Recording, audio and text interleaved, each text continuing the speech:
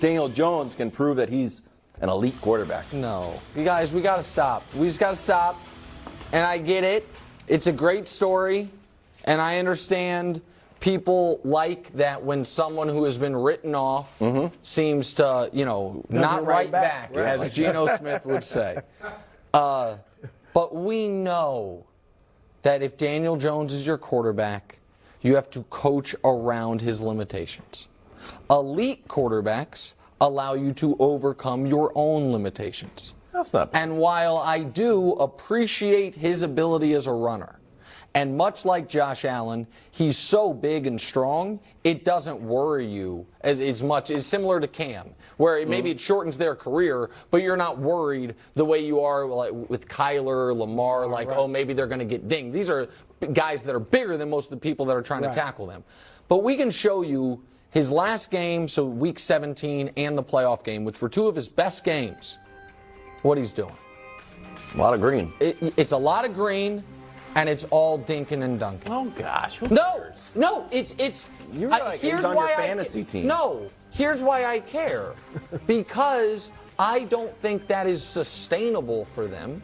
I don't think it threatens defenses. I don't think it does any of the things an elite quarterback does. Right. Dable is making the most of what, and Daniel Jones is taking care of the football. But even if they win this game, he's not an elite quarterback, bro. No, I totally agree. 2 games does not an elite quarterback make. All right, what I think if he plays well in this game and they win, what it does tell you is I think he's legitimately good. You could argue against that because we talked about Nick Foles and Joe Flacco, but I think it would say he's legitimately good because, and it would say he hasn't just been like his bad seasons the last 2 years were more because he wasn't coached well. Like he's had 3 head coaches in his 4 seasons. He's had 4 offensive coordinators in his 4 seasons. And remember, his rookie year was good.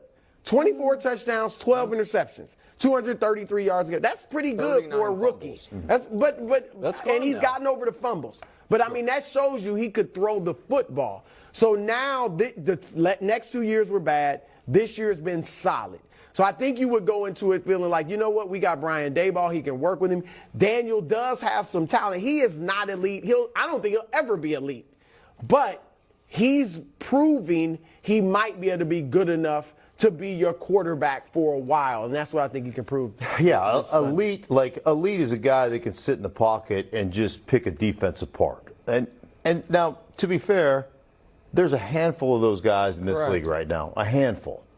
So I don't think he's an elite level quarterback. I think he's an elite level athlete. Okay, that counts. I think he's an elite level talent, but I think he has elite level coaching that put him in a position to have success based upon his skill set. So to me, like if you get into a position, this is the problem that you get into with guys that you have to operate this way.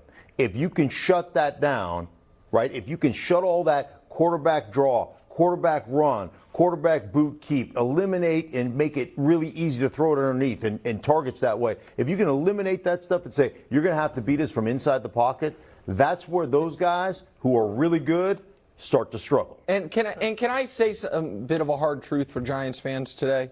The best thing to happen for you this weekend is to win, obviously. If you're not going to win, the best thing to happen to you long term is for him to be terrible in this game. You want to start fresh?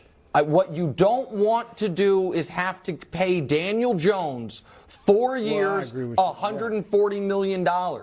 And that's going to be the price if you don't franchise tag him. Why does everyone need so? Because the franchise tag's $32 million. So 4 times 32 is $128. That's where the bidding will start. And so I'm just telling you, Giants fans should want to win. But if you're losing, you want Daniel Jones to be a disaster in this game so you can more credibly either just franchise tag him or get him on a very cheap deal because you can't pay him big money. You're a Giants fan, you're watching like, well, we're not going to win. I started rooting for the Eagles. Bought myself an Eagles hat just in case this happened. Moving on, love hurts. Here's Giants safety Julian Love on matching up with the Philadelphia QB saying, we're definitely going to test him out and see how good he's actually feeling. I think by hitting him, not just asking. He's been playing at an MVP pace all year. But whether he's hurt or not, he's going to have to earn everything he gets. Stink, we'll start with you. Yeah. What are your expectations for Jalen on Saturday? My expectations are, listen, I think the Philadelphia Eagles are going to play well. I think the Giants are a different team than they faced like 5 weeks ago or 6 weeks ago when they blew them out. Right. It's a completely different team. They've got players back on the defensive side. Dory Jackson's back. Xavier McKinney is back. So they've got their guys back. Ultimately, though, I think Philadelphia is going to win. I think this is going to be a hard-fought battle. And I think the thing that Wink Martindale, the defensive coordinator of the Giants, is going to do is I think he's going to play a 5-man front, almost a goal line type front in regular down and distance. He's going to stop them from running because they are not a good running team. They're a great running team. And he's basically going to say, you got to beat us from the pocket. You got to beat us throwing the football. And Wink is going to say, we're going to make you throw it 40-plus times. Ooh. If you throw it 40-plus times, and listen, I did a game when he was the coordinator of Baltimore, and I asked him, it was playing an elite-level quarterback who was leading the league in touchdowns. I said, what's your game plan? He said, I'm going to make him throw it 40-plus times. If he throws it 40-plus times, we're going to win this game going away. And you know what? It's exactly what happened. Different quarterback, but what he ended up saying is, we'll put enough pressure on this guy, and we'll create. They had a pick six. They had some other. That's the game plan. So we'll see what happens. Yeah, look, I think he has a very good game, and I actually think because one thing I love about Jalen Hurts are his intangibles, the work ethic, the character, the leadership, and I think it's actually good that he played the Giants last week and didn't play well against their backups. He wasn't horrible, but didn't threw an interception, didn't play really well. Because I think he's going to be motivated, obviously, just to win the playoff game, but also. I want to go, this team I didn't play well against just a couple weeks ago, I want to go out there now and have a great game against them. And I don't think he's a selfish guy. No, he's not. But he also may feel, we all like awards.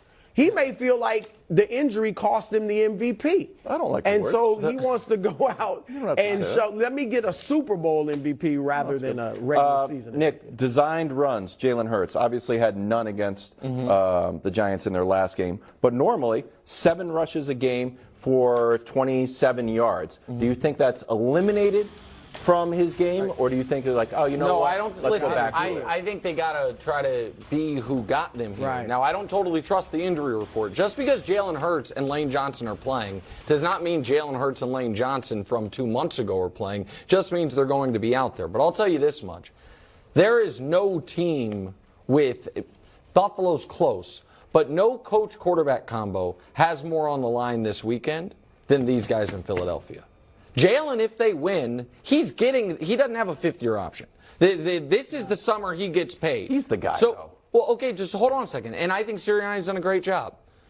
But if they, as the 1 seed, fall flat near the end of the season, if they were to lose as touchdown plus favorites, Sirianni obviously is fine job-wise, but people are like, you're down 31-0 in your first playoff game. This one you lose at home as a touchdown plus favorite. And Jalen, if he's 0-2 and playing well in the playoffs, you don't think a team that paid Carson Wentz early wouldn't be like, we'll hold off. The thing. We'll just wait a little bit. They would. He doesn't have to play great, but they got to win. If they lose this week, it's bad news. If the Eagles fall behind, should stop. Eagles Oh, you know what time it is. What? We're coming up after the break. Can the Prince dethrone Mahomes? Perhaps. It's a hot episode of Upset Alert. Sound. Well, yeah, layered. My goodness.